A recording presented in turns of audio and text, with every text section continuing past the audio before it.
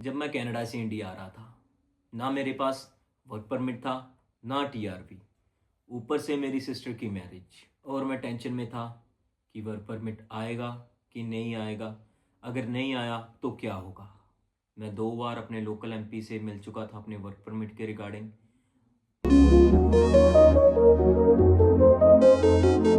Hello everyone, welcome back to Saathi blogs. Hope आप सभी अच्छे होंगे।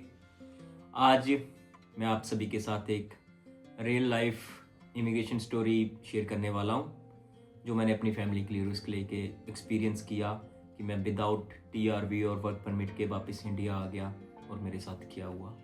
So let's go. नॉर्मली हम स्टूडेंट्स क्या करते हैं, स्टडी कंप्लीट करते हैं, फिर वर्क परमिट अप्लाई करते हैं, उसका वेट करते हैं, देन टीआरवी स्टैंप करवाते हैं। टीआरवी स्टैंप होने के बाद फिर हम इंडिया आने की सोचते हैं। नॉर्मली सभी यही करते हैं, यही सेफेस्ट वे है, बट मेरा सिनेरियो थोड़ा डिफरेंट है। वो कैसे? एक्चुअली मेरी सिस्टर की मैरिज फिक्स हो गई थी और मुझे वर्क परमिट अप्लाई किए हुए अराउंड 9 महीने हो गए थे, बट अभी तक वर्क परमिट नहीं आया था। रोज ईमेल्स चेक कर रहा था, टेंशन बढ़ रही थी डेली। मैं 2 बार अपने लोकल एमपी से मिल चुका था अपने वर्क परमिट के रिगार्डिंग। मैंने उनसे भी ईमेल डलवाई थी डायरेक्ट IRCC को, क्योंकि उनका वो रिप्लाई खुद जल्दी पहले करते हैं, बट कोई बात नहीं बन रही थी। ऊपर से भाई साहब मुझे कुछ लोगों ने बताया था, और एक इमिग्रेशन कंसल्टेंट ने भी खुद मुझे बताया था कि मैं अपना अगर वर्क परमिट आ भी जाता है तो मैं उसको इंडिया पार्सल नहीं करवा सकता। उनके अकॉर्डिंग जो ये पार्सल वाले हैं, DHL वाले वगैरह, ये इमिग्रेशन डॉक्यूमेंट्स पार्सल नहीं करते, लाइक पासपोर्ट और आपका वर्क परमिट वगैरह। इसलिए टेंशन में इन्होंने और थोड़ा तड़का लगा दिया मुझे। ऐसे में बंदा क्या करता है, वही नॉर्मली एजेंट्स को पैसे देता है और जाता है। मैंने भी यही किया, एजेंट्स के पास गया, $100 फीस दी पहले, फिर जवाब वही सेम, जा सकते हो, डिसीजन आपका है, रिस्क हो सकता है। और इस गहमा गहमी ने मुझे और स्ट्रेस में डाल दिया भाई, लिटरली बता रहा हूँ। एजेंट्स की बात गया तो मैं उनसे सोल्यूशन लेने था, बट उन्होंने मेरे को और स्ट्रेस में डाल दिया। फिर क्या था, after this whole stress, marriage से सिर्फ 6 दिन पहले मैंने बिना वर्क परमिट और टीआरवी के कनाडा से इंडिया आने का डिसीजन ले लिया।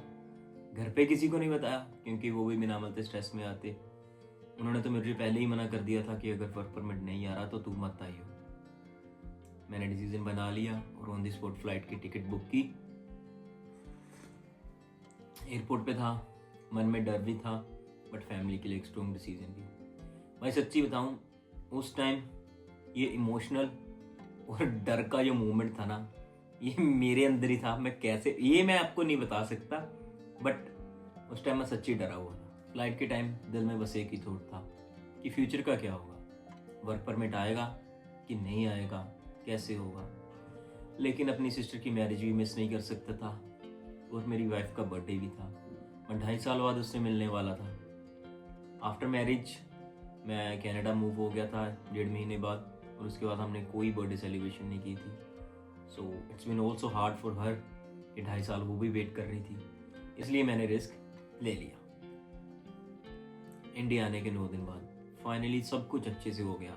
मेरी वाइफ का बर्थडे बढ़िया सेलिब्रेट हो गया, शादी दीदी की अच्छे से हो गई, और फाइनली मेरे बर्थडे से 1 दिन पहले मुझे IRCC की तरफ से एक ईमेल आता है, a decision has been made on your file. मैं समझ गया कि मेरा वर्क परमिट आ गया है। मैंने पोर्टल खोला, दिल को रिलीफ मिला कि वर्क परमिट अप्रूव हो गया है, बट टेंशन अभी ख़त्म नहीं हुई थी। पहला, सिर्फ इतना वर्क परमिट क्यों आया, और दूसरा, अब इस वर्क परमिट को इंडिया कैसे मंगवाऊँ। तो मैंने पहले ही सोच के रखा था कि कोई ना कोई, अगर कोई भी आ रहा हो, मैं कुरियर का रिस्क नहीं लेने वाला था, क्योंकि मुझे कई बंदों ने ऐसी टेंशन में डाल दिया था कि अगर उन्होंने वापस कर दिया, ये होगा वो होगा। तो मैंने ये सेफेस्ट ऑप्शन चूज़ की। मेरा फ्रेंड आ रहा था, उसके हाथ से मैंने वर्क परमिट अपना मंगवा लिया। और अब दूसरा था कि मुझे इतना वर्क परमिट क्यों मिला, सिर्फ इतना ही क्यों मिला, तो ये मैं आपको वीडियो के एंड में बताऊंगा। तो वर्क परमिट मिलने के बाद मैंने इंडिया से टीआरवी स्टैंपिंग अप्लाई की, सारे डॉक्यूमेंट सबमिट किए, प्रोसेस सारा स्मूथली हो गया, और कुछ ही दिन में मुझे पासपोर्ट सबमिशन रिक्वेस्ट आ गई, और अभी मैंने अपना पासपोर्ट स्टैंपिंग के लिए भेजा हुआ है। जैसे भी आ जाएगा वो भी मैं आपको बताऊंगा। अगर आप भी जानना चाहते हैं कि इंडिया से टीआरवी कैसे स्टैंप करें, एक्चुअल प्रोसेसिंग टाइम कितना लग रहा है, क्योंकि इंटरनेट पे तो इस टाइम 117 दिन शो कर रहा है, और पैसे कितने लगेंगे और सबसे बेस्ट वे कौन सा है स्टैंपिंग का, तो आप नीचे कमेंट सेक्शन में टीआरवी कमेंट कर दो, उसकी वीडियो भी मैं जल्दी ही अपलोड कर दूंगा। ये मेरा पर्सनल एक्सपीरियंस है, ना कि कोई लीगल एडवाइस। बट मेरा वीडियो बनाने का मेन मोटिव यही है कि मेरे जैसे और भी कई भाई बहन होंगे ये ऐसी प्रॉब्लम फेस करते होंगे, ऐसी प्रॉब्लम में स्टक होंगे, उन्हें ना कोई प्रॉपर गाइड करता है। जहाँ तो वो किसी एजेंट के पास जाके पैसे बर्बाद करते हैं जैसे मैंने किए थे, और यहाँ वो अपने लाइफ को कुछ ऐसे स्पेशल मोमेंट मिस कर देते हैं जो कभी दोबारा वापस नहीं आ सकते। तो मैं यही कहना चाहूँगा कि भाई there are several ways to do the things, but अगर आपके पास मौका है, टाइम है, अगर आपको टाइम अलो कर रहा है कि आप अपना फैमिली फंक्शन अटेंड करो, तो मैं कहना चाहूँगा कि ज़रूर करो। ये चीज़ें दोबारा नहीं आती।